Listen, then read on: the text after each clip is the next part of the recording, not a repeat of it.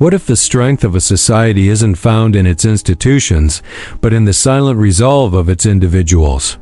Imagine that the hidden engine of progress, the subtle architect of collective life, isn't some abstract system or ideology, but your own personal choices, habits, and beliefs.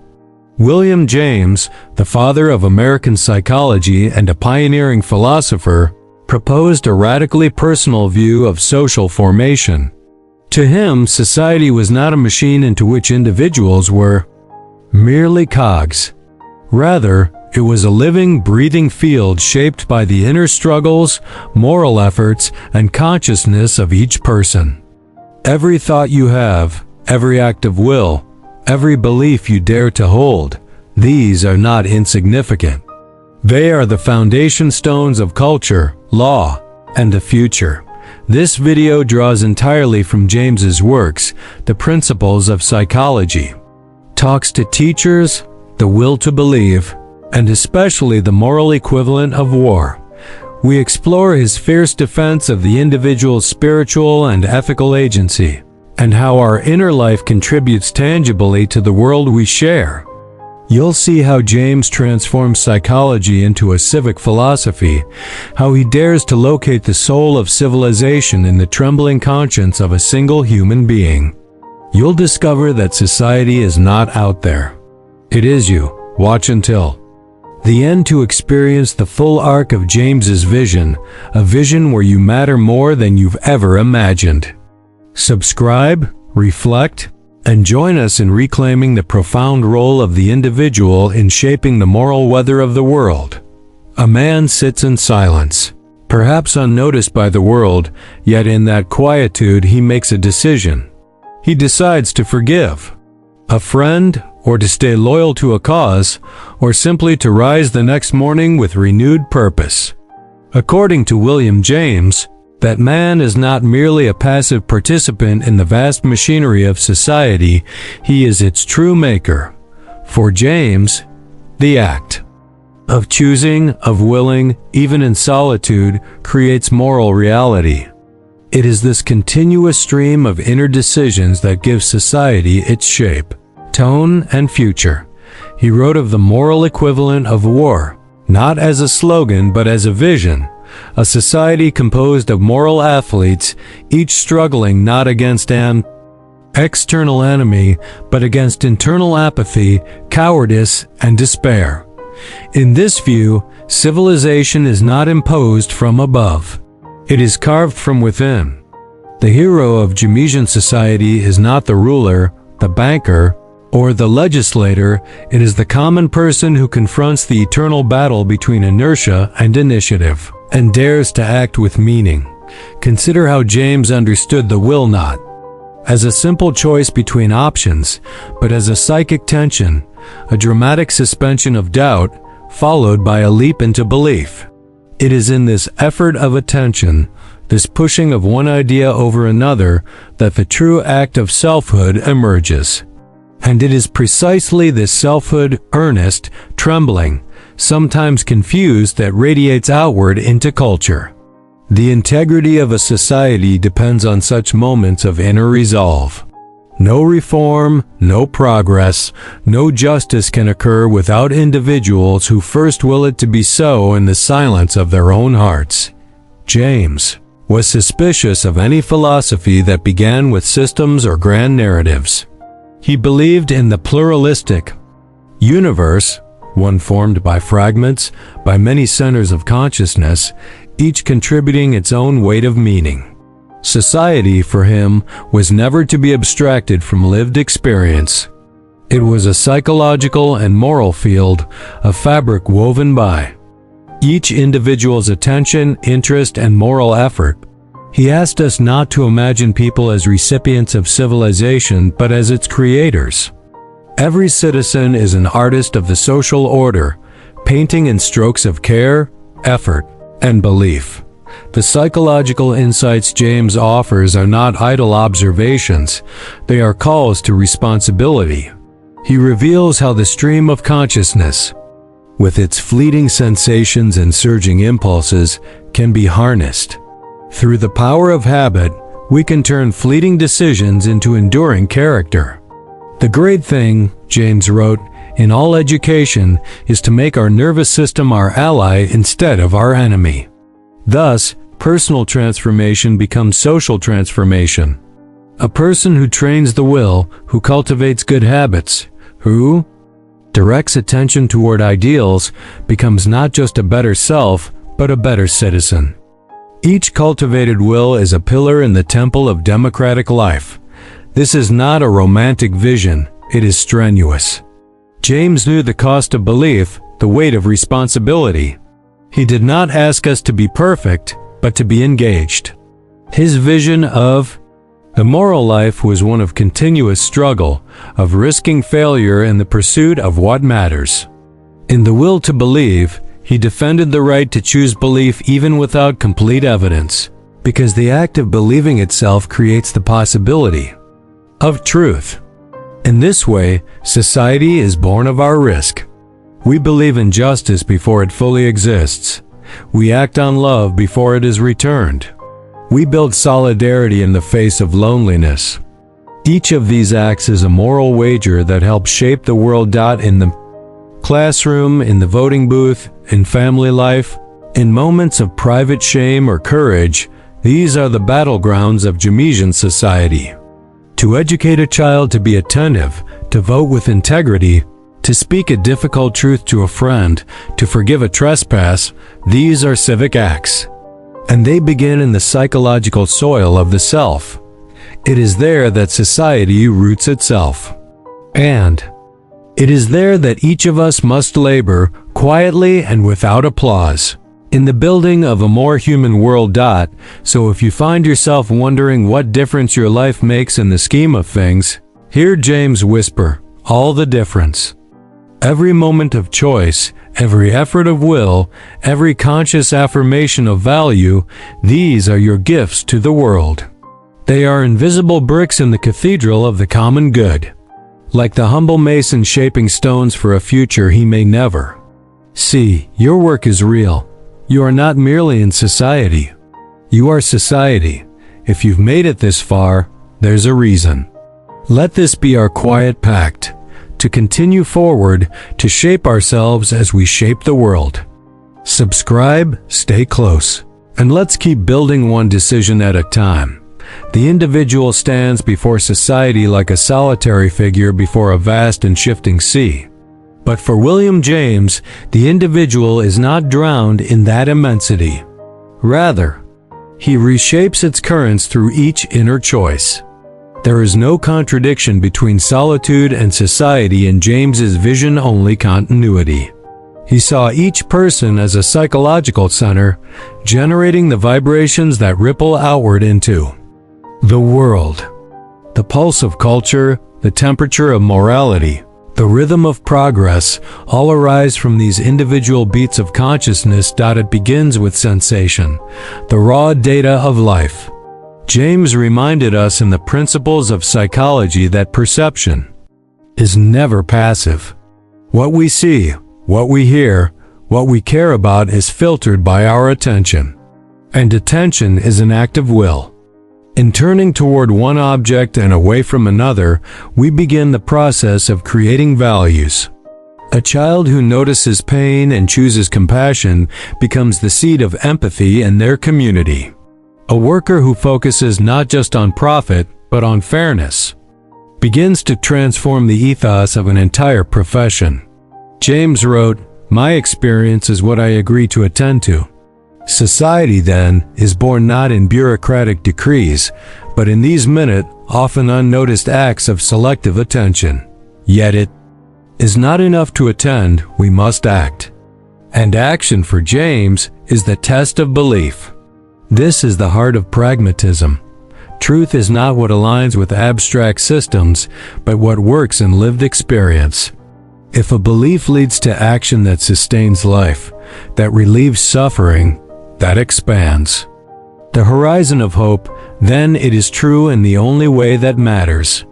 Social progress is not measured by slogans or manifestos, but by real effects in real lives. A belief in equality becomes true when it is enacted in schools, in wages, in justice. Thus, every individual becomes a moral scientist testing hypotheses. Not in laboratories, but in the laboratory of life, James did not romanticize the individual. He knew that human beings are inconsistent, divided, prone to weakness.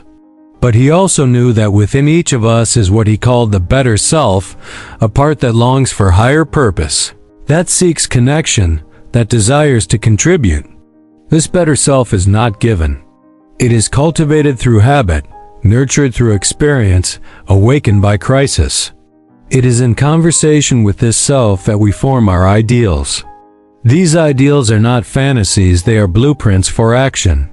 And when enough individuals live according to their ideals, society shifts. A people who dare to live by their deepest convictions are already building the world they wish to inhabit. What does this mean in practical terms? It means that every time you choose to tell the truth, you are making society more honest. Every time you choose to listen deeply, you are making it more compassionate. Every time you take responsibility for your failures rather than blaming others, you are strengthening the social fabric. These are not grand acts, they are daily ones. But they are the real engine of change. James warned against the allure of what he called vicious abstraction, the tendency to treat concepts like government, society, or justice as if they existed independently of human action. In his view, these abstractions are only meaningful to the extent that they are grounded in lived experience. Without individuals acting in real time with real consequences, they are just noise. He urged us to be moral adventurers, to embrace the risk of choice. In a pluralistic world, there is no single path, no universal formula. We must each find our own way, guided by conscience, experience, and dialogue. But that journey is never private. Our steps leave marks. Our actions echo. James believed that each person carries an unseen influence. You may never know whose life is changed by your example, whose despair is softened by your kindness, whose fear is quieted by your courage. But the change is real. Society is not something you observe, it is something you co-create. In this way, James offers us a vision that is both humbling and empowering. Humbling, because it reminds us that we are not isolated. Our lives matter beyond our comprehension. Empowering, because it assures us that change does not require permission from power. It requires individuals willing to live as if the good were possible. And it is so let us turn inward, not to escape the world, but to forge it. Let us attend with care, choose with courage, act with love. In doing so, we do more than express ourselves, we express civilization itself. In the early morning light, a woman sweeps the front of her shop in silence. She's not famous, not powerful, and yet according to William James, her daily ritual, her rhythm of labor and attention, carries within it the very essence of society. This seemingly mundane act is, in fact, the kind of concrete detail through which civilization is woven. James was relentless in his insistence that meaning arises, not in the abstractions of philosophy, but in the granular texture of human life. The moral order of the world is not constructed in theory, it is enacted, day after day, by individuals who choose, however modestly, to care. James's conception of the individual was not heroic in the traditional sense. He had no interest in Nietzschean overmen or in abstract notions of collective destiny. What mattered to him was effort, strenuousness, the capacity of the ordinary person to wrestle with chaos and carve out a zone of meaning. The individual, in his view, is the site of moral experimentation. Through every struggle, hesitation, and breakthrough, the self becomes the crucible of values. And those values, once realized internally, radiate into the fabric of the social. But where does this process begin? It begins, for James, in the realm of feeling. He never dismissed emotion as secondary. On the contrary, he saw the emotional life as foundational. Before we think, before we act, we feel. Our sense of what is important, what is real, what deserves our loyalty, all of it begins in the effective currents of consciousness. A sense of awe before the night sky, a twinge of guilt after a harsh word, a flash of joy at a child's laughter. These feelings are not peripheral. They are the sources from which we draw the energy to create, to reform, to persist. James's psychological investigations were always tied to this deeper philosophical vision. When he analyzed habit, for instance, he did not merely want to describe behavior. He wanted to understand how individuals might use the plasticity of their nervous system to shape themselves toward the good.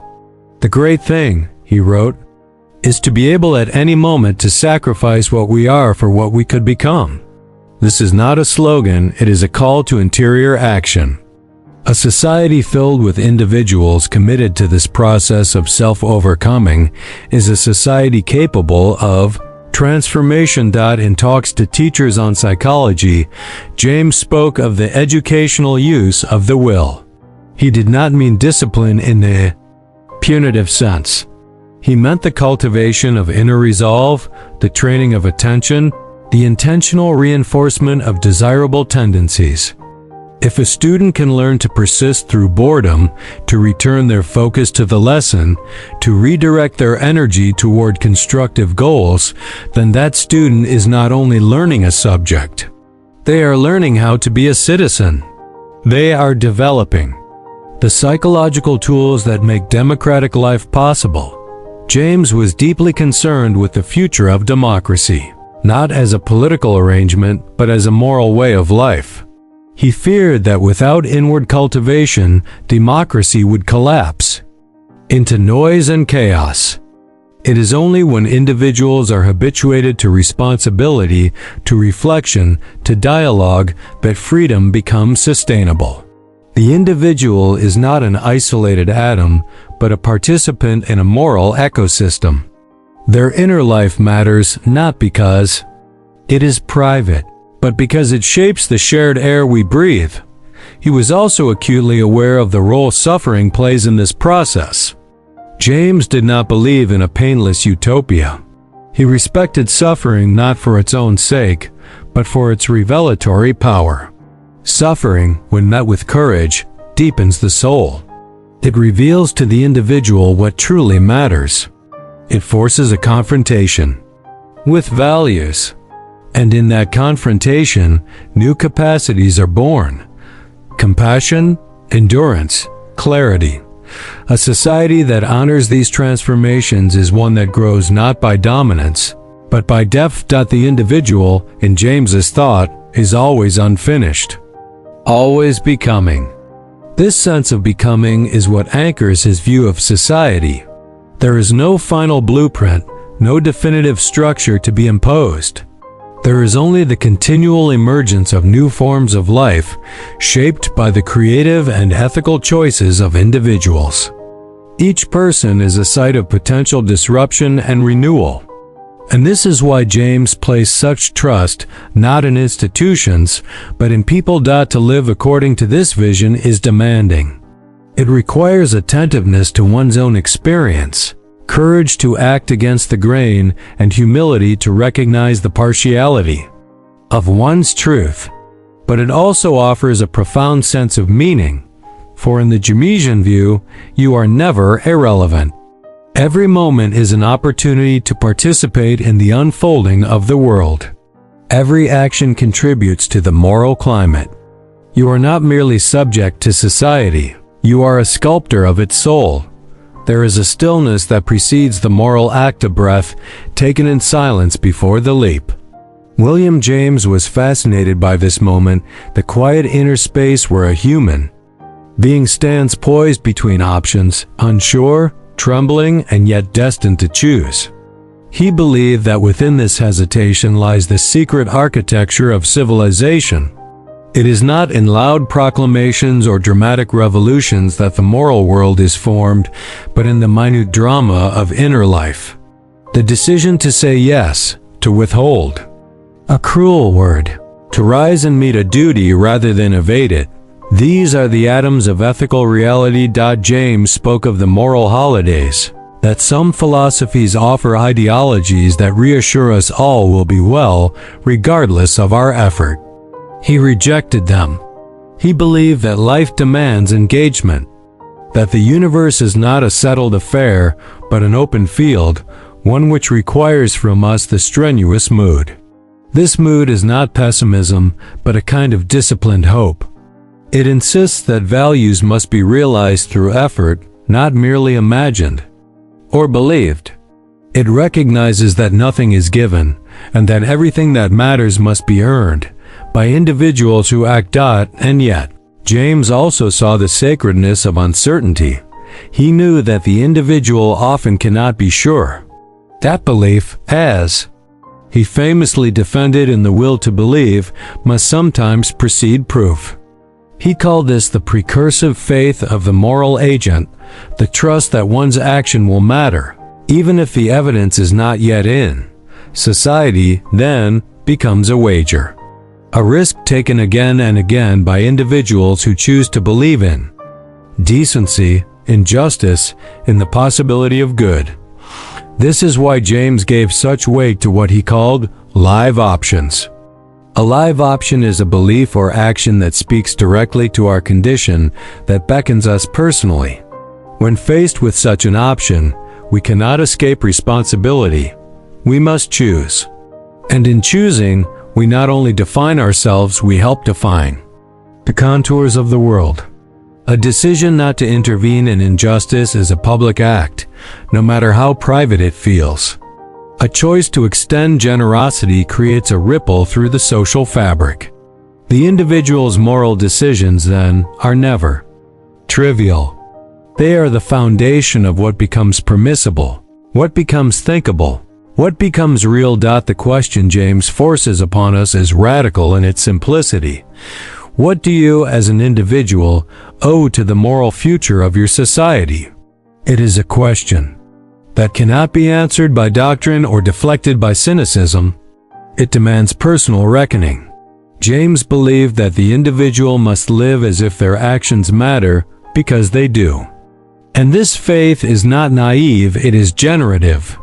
A person who believes they can affect the world acts differently. They take risks, they persist, they forgive, they lead. And their very manner of being becomes an invitation to others, he described. This dynamic in religious terms too, particularly in the varieties of religious experience. James saw religious life not as adherence to dogma, but as a personal engagement with the unseen order of things. He believed that to feel one's life as continuous with a larger purpose, even if that purpose remains undefined, was a source of moral strength. Religion, for James, was not about certainty. It was about seriousness, about living with the full weight of existence, about allowing the mystery of things to deepen, rather than flatten, our sense of responsibility. And so the individual becomes a vessel of transcendence, not by escaping the world, but by redeeming it. In the choice to care, to act, to believe, to strive, we participate in what James called the Republic of the Serious-Minded. This is not an elite. It is a fellowship of all who live with sincerity, all who refuse to let apathy win, all who make of their brief life something that adds, rather than subtracts, from the total good. James does not promise ease. He promises meaning. He does not erase tragedy, but teaches us to meet it with dignity. He gives us a vision of the Fenjun individual not as an isolated soul, but as a moral agent whose decisions pulse outward into history. So again, the question, what do you, as an individual, owe to the moral future of your society? The answer will not come from above. It must rise from within. In the quiet of a modest home, a father teaches his child how to tie a knot. There is no grand audience, no applause, no declaration of intent. And yet, for William James, this moment contains the seed of a society. For in the act of instruction, in the shared patience, in the gesture of guidance, there emerges a structure of value. This, James would say, is how the moral world is transmitted, not through mandates, but through intimate acts of care, repetition, and the slow work of habituation. James saw habit not merely as mechanical repetition, but as the backbone of moral character. He called it the enormous flywheel of society, the stabilizer of behavior, the means through which ideals find form. The self is shaped by what it does repeatedly. And because society is the aggregate of selves, its trajectory is governed by what individuals are trained to care about, to attend to, and to act upon without needing to deliberate. Civilization, then, is not built in sudden revolutions, but in the daily formation of ethical instinct. This insight leads James to a critical truth. Freedom is not the absence of structure, it is the mastery of structure. A free person is one who has shaped their own habits in accordance with their values. They are not blown by every wind of impulse, but have cultivated a kind of moral gravity. And this gravity, invisible but powerful, holds the social world together. The person who chooses to speak with honesty when it is inconvenient, who stands in defense of the weak when it is unpopular, who persists in their duties when no one is watching, that person is the foundation upon which institutions can be trusted. But James did not stop at habit. He saw deeper. He recognized that behind habit lies belief, and behind belief, vision. A society cannot survive on order alone. It needs ideals, dreams, possibilities not yet real but real enough to motivate action. And this, he believed, is the peculiar gift of the individual, the capacity to envision what is not yet, to feel, within themselves, the outlines of a better world, not as fantasy, but as moral project. The philosopher is not the only visionary. Every teacher, every activist, every quiet person who insists on fairness is engaging in a kind of prophetic act. And yet, James was no utopian. He saw the world clearly. He knew that society is filled with conflict, suffering, contradiction. But his response was not despair, it was pluralism. He believed that the world is made of many kinds of goodness, many angles of vision, many legitimate paths, and it is the individual thinking, feeling, who must navigate this complexity. There is no formula, only the slow accumulation of wisdom through experience. In this, James gives us not only a vision of society, but a method for living within it.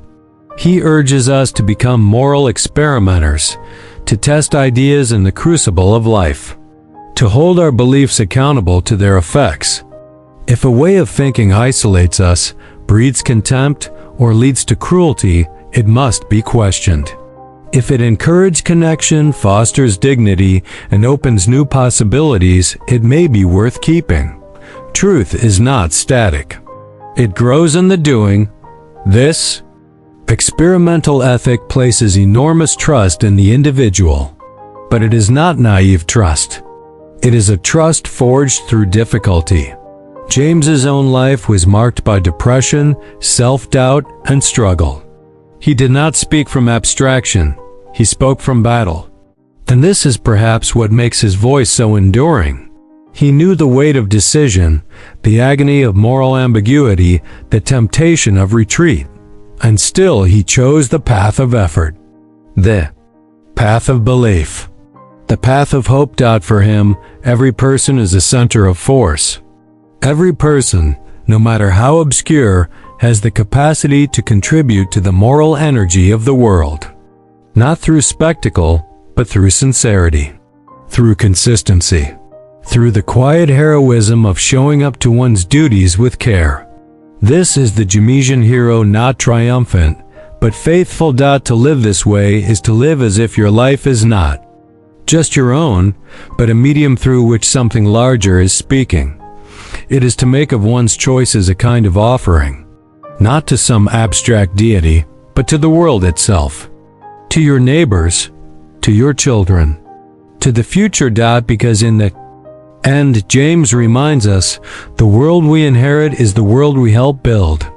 Not later, now, in every small act of attention, every moment of integrity, every choice to be better than we were yesterday. The city hums with light footsteps on pavement, voices in markets, the soft glow of windows in the evening. It is easy to imagine that society resides in these external signs, buildings, streets, institutions. But for William James, all of this is epiphenomenal. The true city, the real society, exists not out there, but within the psychic life of its inhabitants. A society's shape is drawn not by its architecture, but by the hopes, fears, commitments, and habits of its individuals. What you believe, how you choose, and what you love, all of it flows outward, touching the world. James's pragmatism is often misunderstood as a utilitarianism of convenience, but it is far more radical. For James, the truth of a belief lies in its consequences, not only in practical success, but in the way it alters the soul and enlarges experience. If a belief enlivens us, if it gives courage or clarity or compassion, then it holds a kind of truth that no logic alone can offer. Society, then, is the lived outcome of our best working beliefs.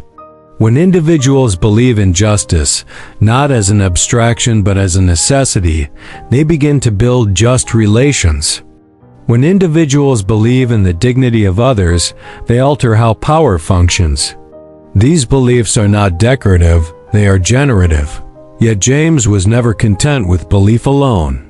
He insisted on verification not in a scientific sense, but in the crucible of experience. A person must test their ideals, must act on them, must observe what happens when they do, and they must revise, must reflect, must deepen their commitment or abandon it if found wanting. This moral experimentation is how society evolves. It is slow, painful, uneven, but it is real. Every personal risk taken for the sake of principle, every whistleblower, every reformer, every silent resistor becomes a node of transformation in the larger network of the social. James's vision of the individual is thus both liberating and sobering. You are free, but your freedom comes with demand. It is not enough to believe what is right. You must live it, act it, repeat it until it becomes a structure others can inhabit.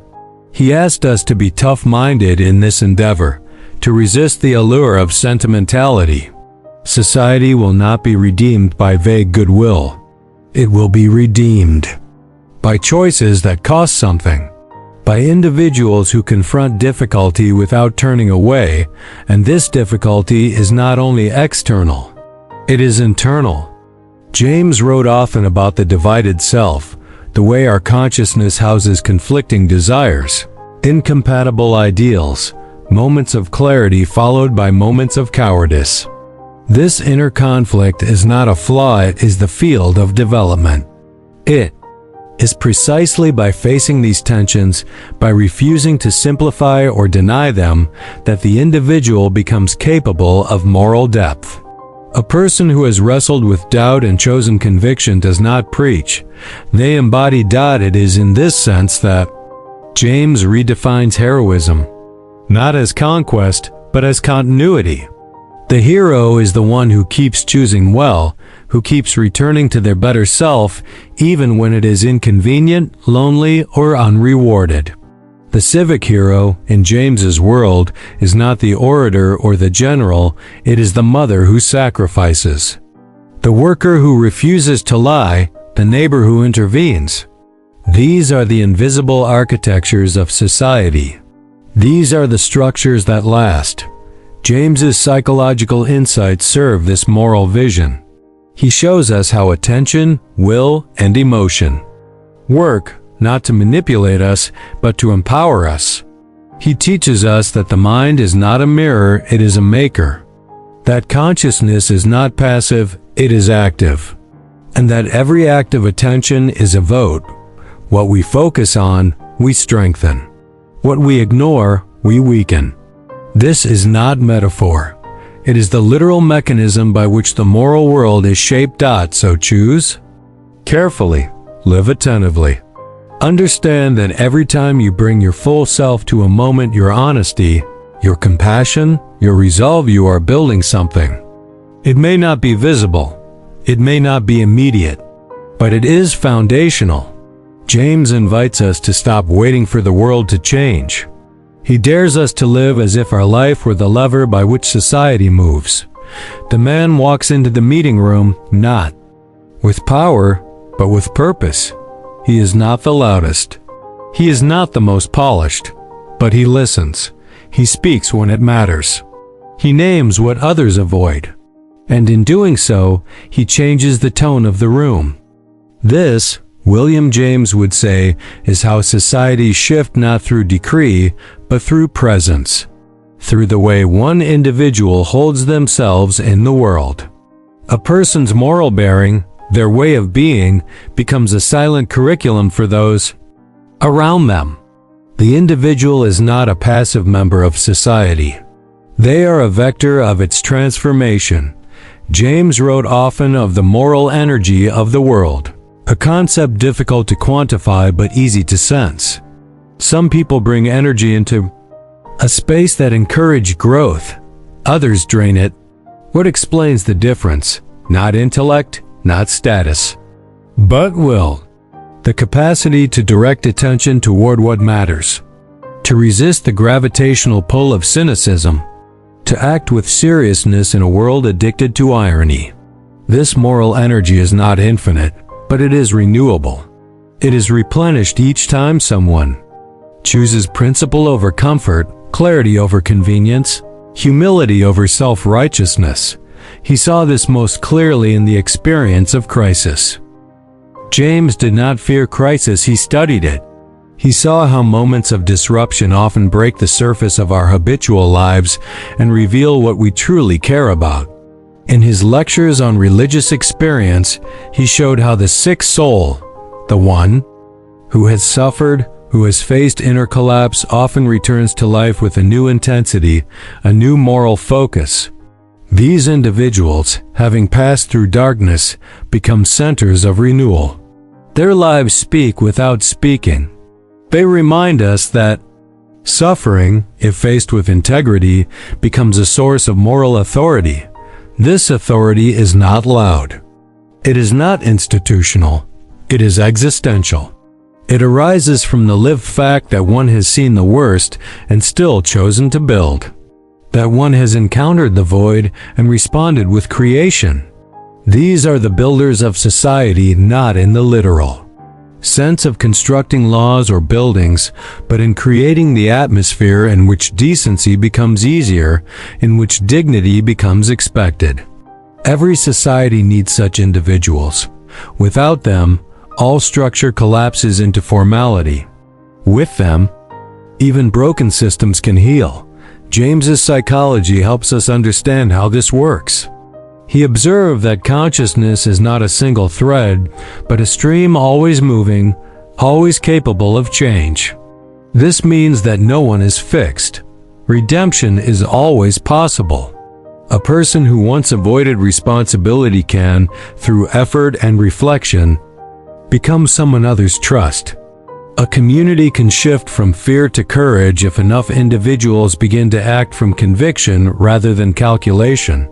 Change is not sudden, it is gradual, but it is real, and it is always personal before it becomes political. James challenged us to become aware of our own stream of consciousness, to notice where our energy goes, to ask, what do I attend to? What do I nurture in myself and others?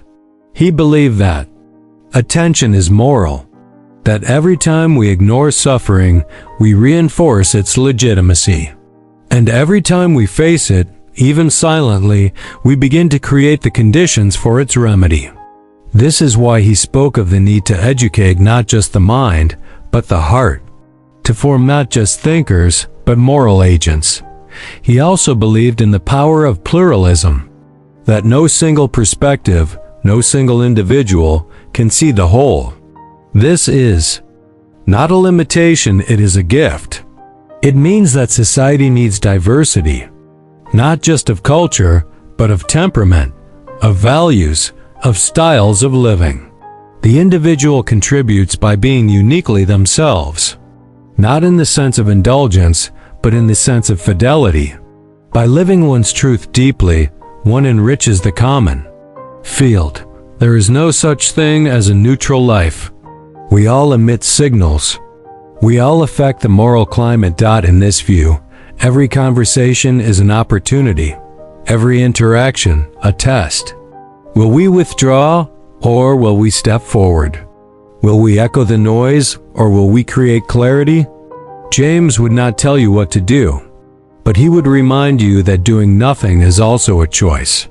And that choice, like all others, has consequences. To live well, then, is not to perform.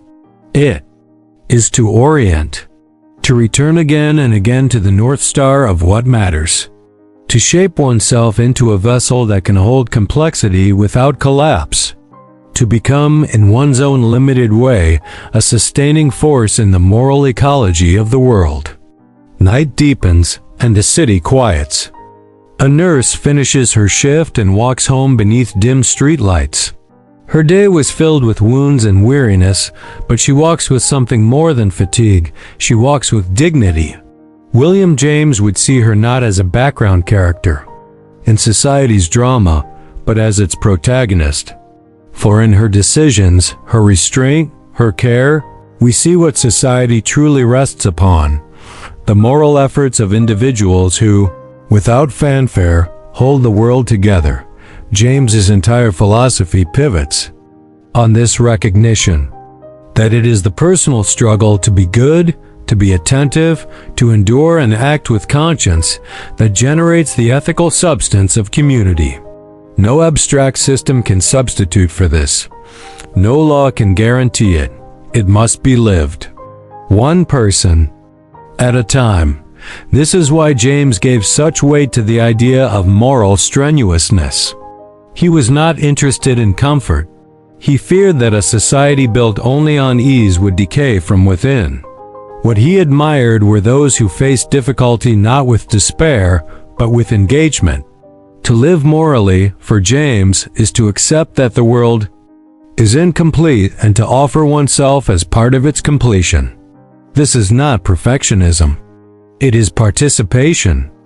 It is the act of leaning forward, again and again, into the work of life. He warned of passivity, not just political or economic, but psychological. The kind of passivity that lets others decide for us, that retreats into cynicism or distraction. For James, passivity is spiritual entropy. It dissolves the self. But action chosen, deliberate, sustained, reclaims the self and begins to shape the world. Every moment you act with care, with courage, with clarity, you defy entropy. You become a source of order in a world prone to disorder. And yet, James never forgot the fragility of the human condition. He had no interest in scolding, no desire to shame. He knew that we are all struggling, all fragmented, all in process. That is why he placed such value on effort, not outcome. Not reputation, but effort. The attempt to be better. The intention to respond rather than react. The willingness to try, even if we fail. It is this effort, repeated, that builds character, and through character, culture. What James called the sentiment of rationality arises when our beliefs, feelings, and actions cohere. When we feel at home in our moral skin. This, too, is a societal resource. A population at peace with its conscience will build structures that reflect it. But when individuals live in contradiction, believing one thing, doing another, numbing the dissonance, then corruption seeps in, not just in politics, but in everyday relations. A lie told at home echoes in the courtroom. A withheld apology hardens into policy. James teaches us that society is porous. The private always leaks into the public, but the reverse is also true. A kindness shown at the market reshapes a stranger's day. A moment of patience in a conflict models a better way. A refusal to dehumanize creates space for dialogue. In this way, we all wield more power than we admit. Not the power to control, but the power to influence.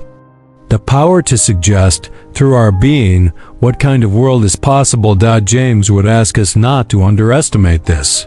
To recognize that our lives, while limited, are never meaningless. That each act of conscience is like a drop in a vast reservoir from which future generations will drink. We may never see the full effects, but we are nonetheless responsible. And here lies a final paradox. The individual matters most when they forget themselves, when they act not for recognition, but from conviction, when they live not for applause, but for coherence.